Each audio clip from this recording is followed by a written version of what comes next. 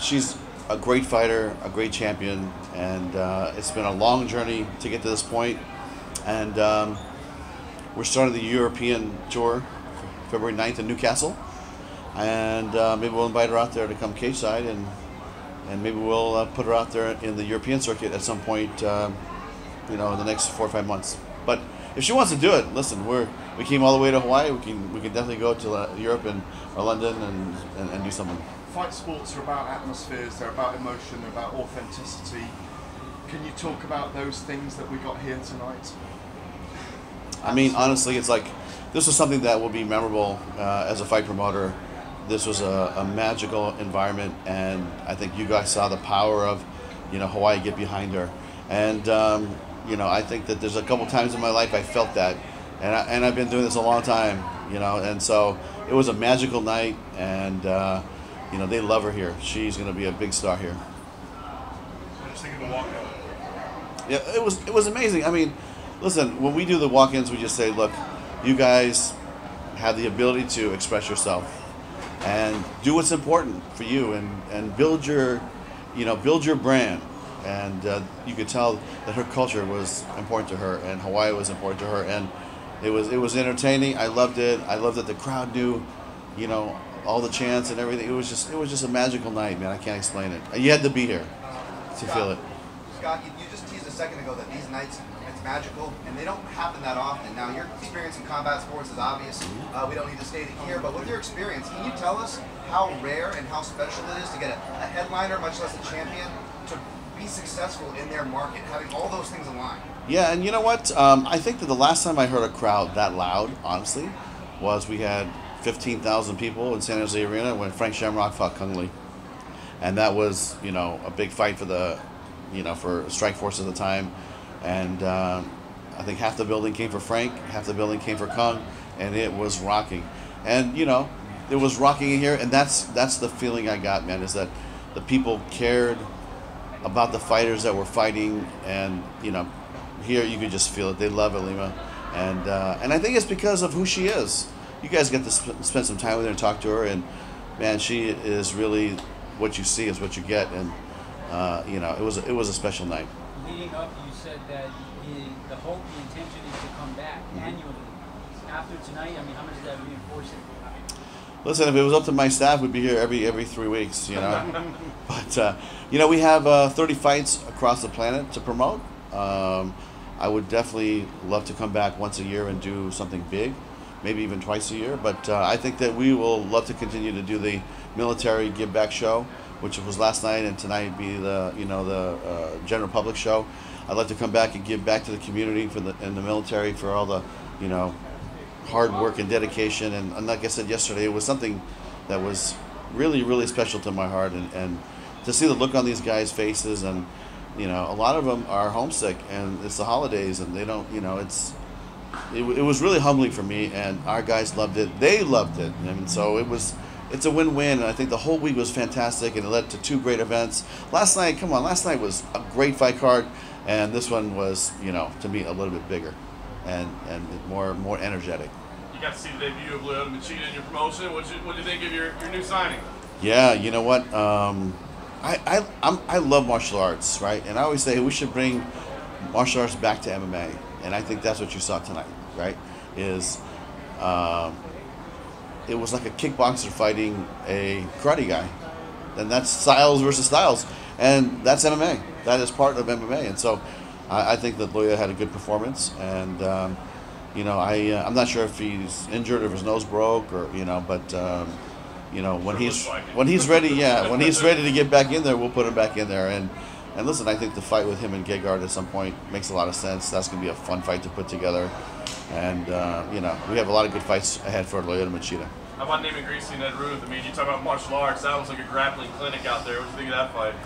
I'll tell you, a lot of people thought Ed could be the dark horse in the tournament, including myself. I thought, hey, on any given day, this guy's going to be dangerous. And I think that you saw the determination and the indomitable spirit of a martial artist saying, hey, I am not going to lose tonight. I don't care what it takes. I'm just going to keep grinding away at this guy. And that's what he did. I think he got Ed tired. And then he went for the submission. He took Ed down. I mean, come on, Ed Ruth is a killer, wrestler that comes from Penn State that's won all kinds of titles and accolades. And when I met him, he was on the U.S. Olympic team, and I think Neiman took him down a couple times, and I said, "Oh, the tide's going to turn here." But Ed's going to be a great fighter for many years for Bellator, and Neiman gets to move forward and then continue in the tournament. Neiman's in a pretty cool spot because he gets to fight for a title as well, in addition to moving on to the tournament. Do you know when that title fight is going to take place? When the Roy fight? I think you said that maybe early March. Yeah, for early Roy. March. But do you have any news on when and where that's going to happen yet? No, but we'll probably have something next week to announce. All eyes and we're focused on here because it was obviously 2 fights back to back.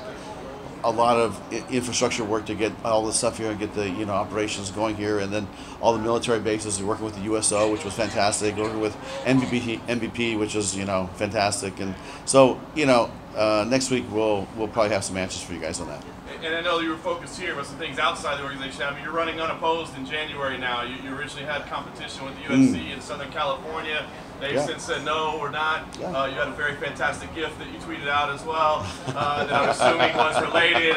You didn't say, but it seemed like it was tied in. It just looked like a very cute, I thought it was cute. It's funny. Give us your thoughts. I mean, it's not that it hasn't happened before, but I mean, as a promoter, is it exciting to you to now know you've got the market unopposed? Yeah, absolutely. I mean, listen, everybody has a business to run. They have business to run. We have a business to run.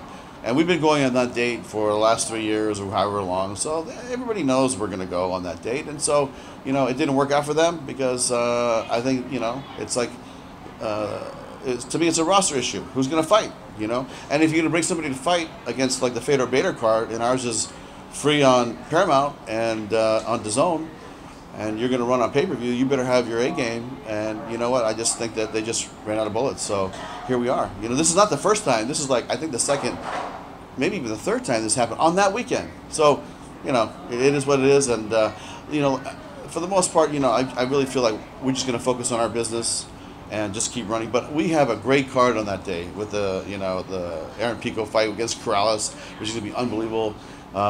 Jack Swagger from the WWE making his, or former world champion, making his debut in MMA, and then Archuleto's going to fight, and we'll have an opponent for him. I'm not sure if we announced that yet, but and then Gegard and Fedor. I mean, it's like, come on, that's all free on Paramount, and it's our final tournament.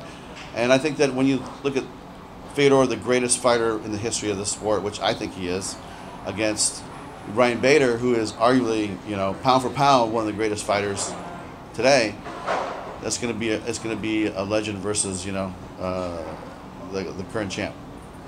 Scott, you haven't talked yet about Ilima-Lei. He was.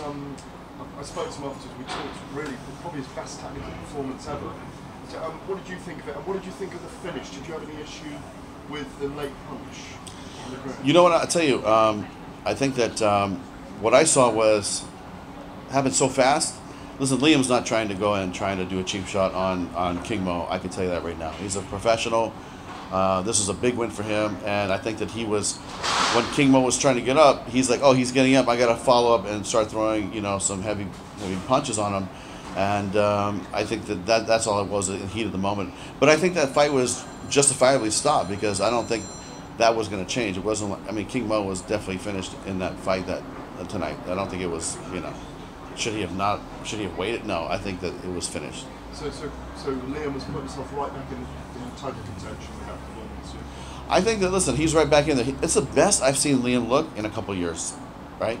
And I heard he has a new camp, a new training partner, and he's in a new environment, so he can focus on training. And I think that you'll see great things out of Liam because he's got that reach and he's hard to deal with. He's got that reach. He can strike like nobody's business.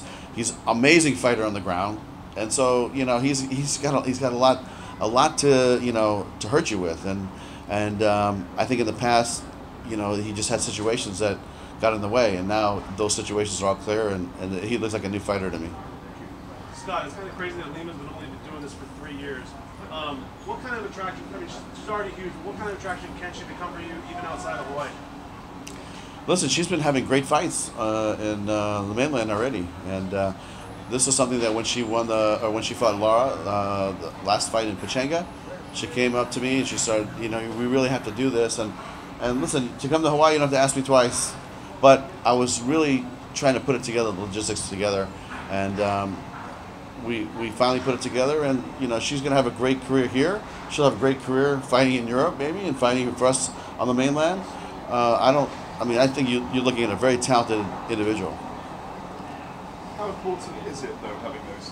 Obviously, it's an obvious question, but how important is it having that figurehead to be able to go into those new territories? Because presumably you couldn't have come here and maybe had as much success you had without an Ilima. Listen, it's like looking at Anthony Joshua in the UK, right? If you have a hometown person fighting, of course it makes it easier. But you know what? It's all the circumstances have to make sense, right? And so, listen, she's from here. She's a great fighter. She's our world champion, and we'll definitely have her back here in Hawaii.